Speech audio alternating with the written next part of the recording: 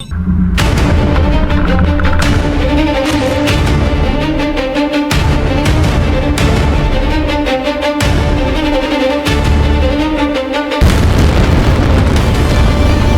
gaganti sa ginawa ng Ukraine. Ano nga ba ang ginawa ng Ukraine na ikinagalit ng Iran? At yan ang aalamin natin sa JP Amazing Stories. Bago tayo magumpisa, baka pwede pa like ng video na ito. Malaking bagay na to sa aming mga content creators. Maraming salamat po. 3 gabi nang walang bagong airstrike ang United States laban sa Iran. Matapos ang halos 2 linggong bombing campaign, pansamantalang tumigil ang mga American warplane habang sinusubukan ng Washington kung may matitirang paraan para tapusin ang conflict sa pamamagitan ng diplomacy at economic pressure. Nasa sentro ng desisyon si President Donald Trump, ang Commander-in-Chief ng United States. Siya ang may final authority kung ipagpapatuloy ang airstrikes o bibigyan pa ng panahon ang negotiations. Bagaman tumigil ang pambobomba, nilinaw ng White House na nananatili sa kanilang options ang pagbabalik sa military operation kapag nabigo ang usapan. Kasama sa mga nagbibigay ng military advice kay Trump si Admiral Brad Cooper, ang senior American commander na nangangasiwa sa US forces sa Middle East. Ayon sa isang report, inirekomenda umano niyang ihinto muna ang operasyon malapit sa Strait of Hormuz dahil limitado na ang magiging epekto ng patuloy na pag-atake. Gayunman, kinontra ito ng ilang American officials at sinabing mayroon pang sapat na weapons at targets ang US military. Habang tahimik ang kalangitan ng Iran, hindi naman tumigil ang military build-up. Gabi-gabing may mga cargo aircraft na dumarating sa Middle East, dala ang ammunition, defensive systems at iba pang supplies. Ibig sabihin, ang POS ay hindi agarang pagtatapos ng digmaan. Maaari rin itong gamitin ng United States bilang panahon para maghanda ng mas malawak na operasyon. Nananatili ring nakaalerto si Israeli Prime Minister Benjamin Netanyahu. Matagal nang itinuturing ng Israel ang missile, drone at nuclear capabilities ng Iran bilang direktang banta sa kanilang bansa. Nagbabala si Netanyahu na kapag muling umatake ang Iran sa Israel, direkta man o sa pamamagitan ng allied groups, magiging malakas ang kanilang magiging sagot. Sa kabilang panig, pinamumunuan ni Foreign Minister Abbas Araghchi ang diplomatic response ng Iran. Siya ang nakikipag-usap sa mga foreign officials habang sinusubukan ng Tehran na pigilan ang panibagong American attack. Pero kahit may pansamantalang katahimikan, nanatiling kontrolado ng Iran ang Strait of Hormuz, isang mahalagang daanan ng global oil shipments. Dahil dito, hindi pa rin nagtitiwala ang United States na tunay na handang umatras ang Tehran. Para sa Washington, maaaring ginagamit lamang ng Iran ang negotiations para makakuha ng oras, makapaglipat ng weapons at makapag-ayos ng natitirang military forces. Habang naghihintay ang dalawang panig sa susunod na hakbang, isang bagong bansa ang biglang pumasok sa lumalawak na conflict. Malayo sa Strait of Hormuz, may mga long-range drone na lumipad patungo sa Caspian Sea at ang target nila ay mga barkong inuugnay sa Iran. Ang mga drone na lumipad patungo sa Caspian Sea ay mula sa Ukraine. Kinumpirma ni Ukrainian President Volodymyr Zelensky na nagsagawa ang kanilang military ng long-range strikes laban sa mga barkong ginagamit umano sa pagdadala ng military cargo sa pagitan ng Iran at Russia. Kasama rin sa mga target ang isang warship na nasa parehong lugar. Ang operasyon ay pinangunahan ng Ukrainian forces habang patuloy ang kanilang digmaan laban sa Russia. Para sa Kyiv, hindi ordinaryong commercial shipping ang mga barkong kanilang tinarget. Ayon sa Ukrainian intelligence, ginagamit umano ang mga ito sa paghahatid ng military equipment at weapons mula Iran patungo sa Russia. Isa sa mga tinamaan ay isang Iranian vessel na nagmula sa Russian region ng Astrakhan. Matapos ang drone strike, sumabog ang barko. Isang Iranian sailor ang namatay habang ilang crew members ang nasugatan. Matagal nang inaakusahan ng Ukraine ang Iran na tumutulong sa Russia sa pamamagitan ng Iranian-designed drones at iba pang military equipment. Ginagamit umano ng Russian forces ang mga drones na ito sa pag-atake sa Ukrainian cities, energy facilities at military positions. Dahil dito, itinuring ng Kyiv na lehitimong target ang mga barkong konektado sa military supply network ng Moscow at Tehran. Pero iginiit ng Iranian Foreign Ministry na commercial vessel ang tinamaan at wala silang direktang partisipasyon sa Russia-Ukraine war. Tinawag ng Tehran na hostile and criminal act ang nangyari at agad na ipinatawag ang Ukrainian Chargé d'Affaires sa Iran upang magpaliwanag. Mas naging seryoso ang sitwasyon dahil nangyari ang attack sa Caspian Sea, isang lugar na malayo sa dating operasyon ng Ukraine. Ipinakita nito na kaya nang abutin ng Ukrainian long-range drones ang mga target na ginagamit sa supply routes ng Russia at Iran. Hindi rin itinanggi ni Zelensky ang operasyon. Sa halip, ipinagmalaki niyang nakakuha ang Ukraine ng very strong results laban sa mga barkong sangkot umano sa pagdadala ng Iranian military cargo. Para sa Iran, hindi lamang barko ang nawala. Isang Iranian citizen ang namatay at direktang tinamaan ang kanilang interes sa labas ng Middle East.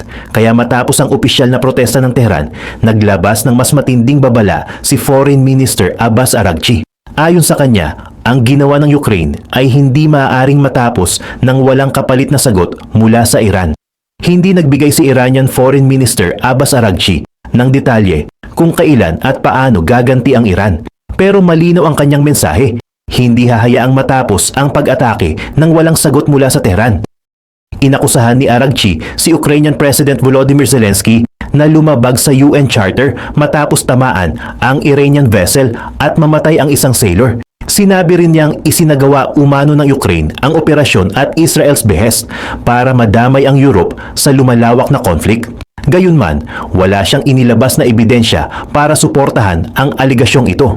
Direktang ipinaalam ni Araghchi ang posisyon ng Iran kina EU Foreign Policy Chief Kaja Kallas at Russian Foreign Minister Sergey Lavrov.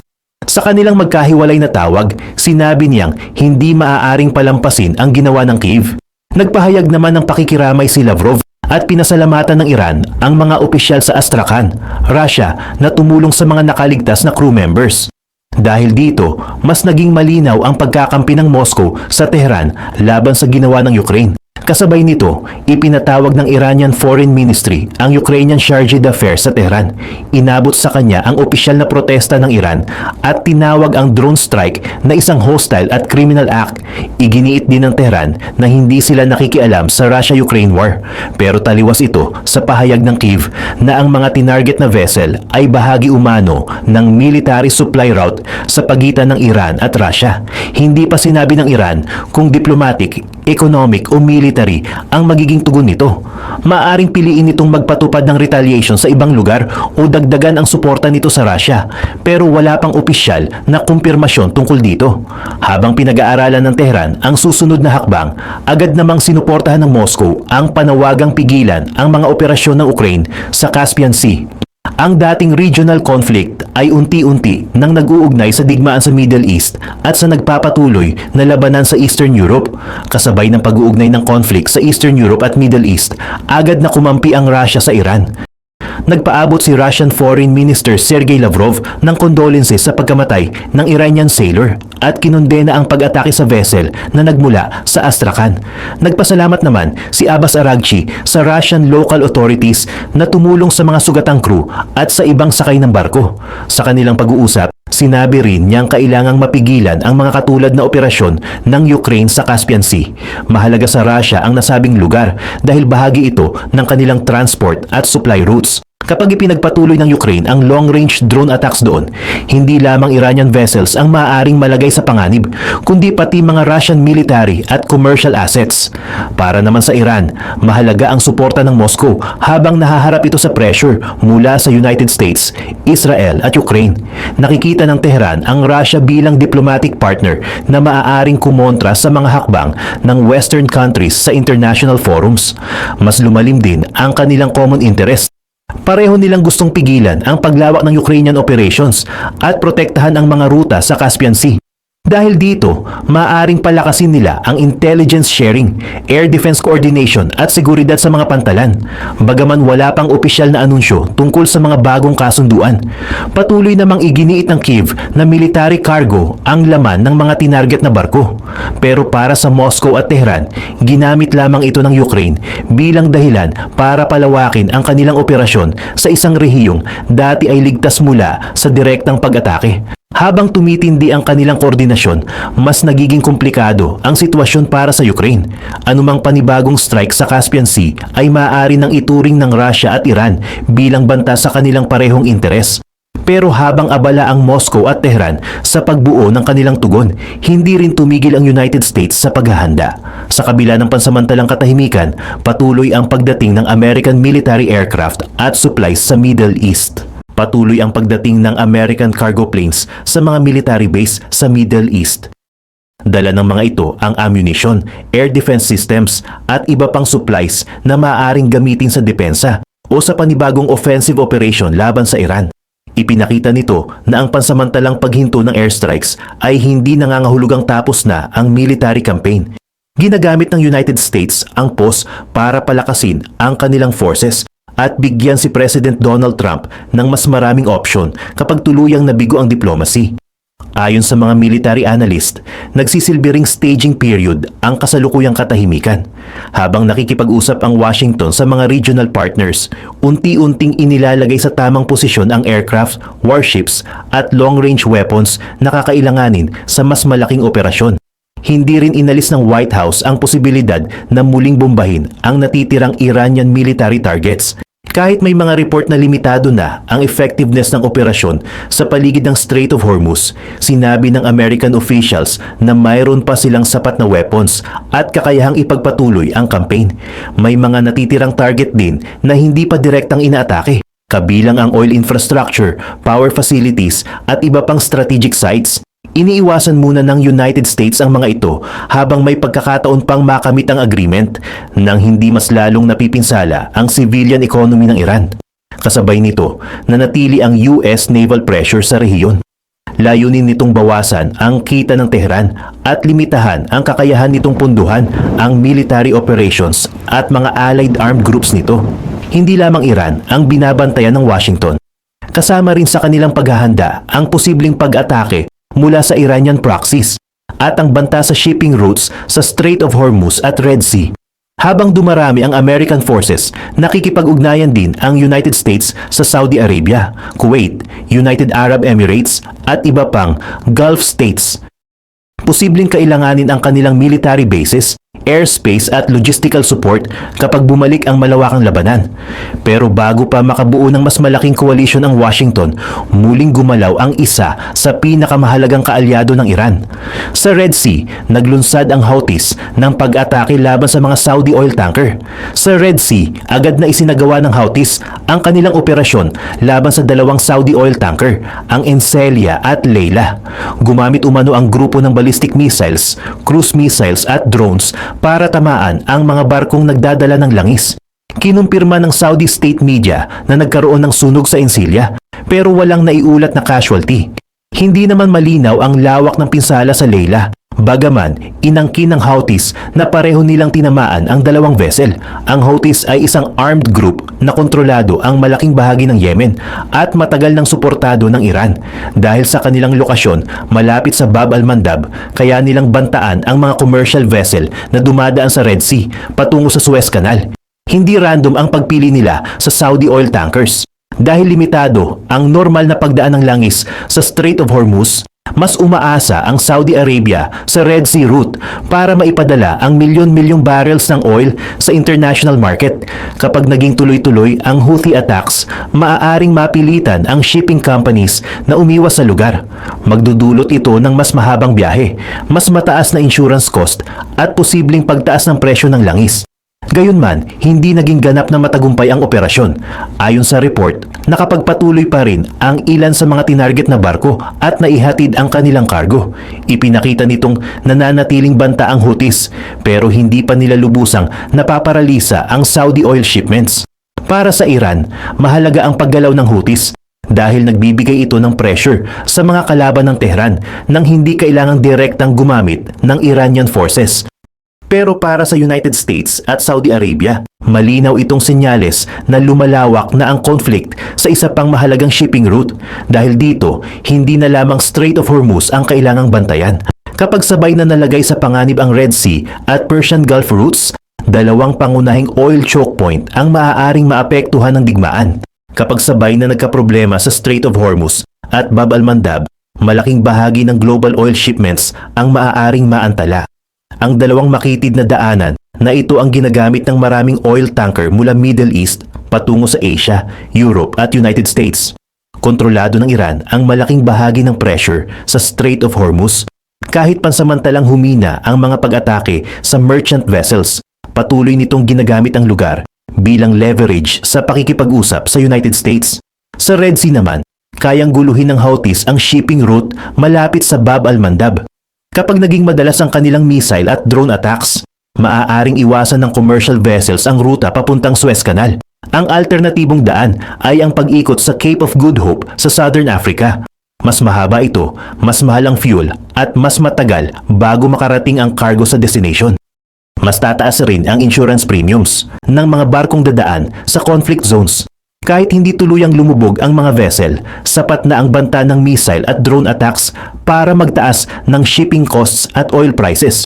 Maaari ring maapektuhan ang Saudi Arabia. Dahil limitado ang shipments sa Strait of Hormuz, inililipat nito ang malaking bahagi ng oil exports sa Red Sea. Pero kapag nanganib din ang rutang iyon, mababawasan ang ligtas na paraan para maihatid ang kanilang langis sa international market.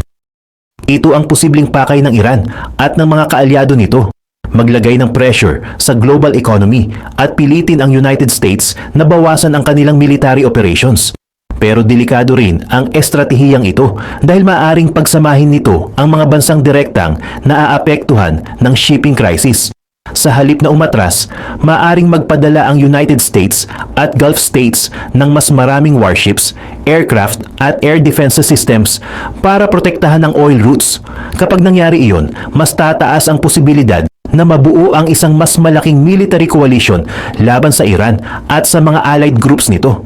Dahil sa banta sa dalawang oil routes, nagsimulang lumakas ang panawagan para sa mas koordinadong pagkilos ng United States at mga Gulf states. Kabilang sa mga posibleng makilahok ang Saudi Arabia, Kuwait at United Arab Emirates, mga bansang direktang maapektuhan kapag tuluyang nagambala ang oil shipping. Maaring gamitin ng coalition ang kanilang warships, fighter jets at air defense systems para protektahan ang commercial vessels. Kailangan din nila ang intelligence sharing at coordinated patrols upang mabilis na matukoy ang missiles at drones na ilulunsad laban sa mga tanker. Ayon sa source, tahimik nang gumanti noon ang Kuwait at United Arab Emirates sa ilang pag-atake. Dahil dito, lumitaw ang posibilidad na pagsamahin sila ng Washington sa isang military coalition na maihahambing sa International Alliance noong Operation Desert Storm. Hindi lamang proteksyon sa shipping routes ang magiging layunin nito. Maaari ring pigilan ng koalisyon ng Iran at mga kaalyado nito na muling palakasin ang kanilang missile, drone at naval capabilities. Para sa United States, mas pangmatagalan ang epekto kapag maraming bansa ang sama-samang kikilos. Kapag nagbago man ang American administration, maaring manatili ang regional alliance at ang kanilang joint defense strategy laban sa mga susunod na pag-atake. Kasama rin sa posibleng koalisyon ng Israel na handang tumugon kapag muling tinarget ng Iran o ng mga proxy group nito. Pero ang direktang pagsali ng Israel ay maaaring magpalala sa tensyon at magbigay sa Tehran ng dahilan para palawakin pa ang kanilang retaliation. Hindi pa rin tiyak kung papayag ang lahat ng Gulf states sa full military participation. Ang ilan sa kanila ay maaaring magbigay lamang ng airspace access, logistical support at paggamit ng military bases upang maiwasang maging direktang target ng Iran. Samantala, patuloy na pinag-aaralan ng Pentagon ang natitirang Iranian targets. Ayon sa isang military assessment sa source, mayroon pang bahagi ng initial target list na hindi natatamaan.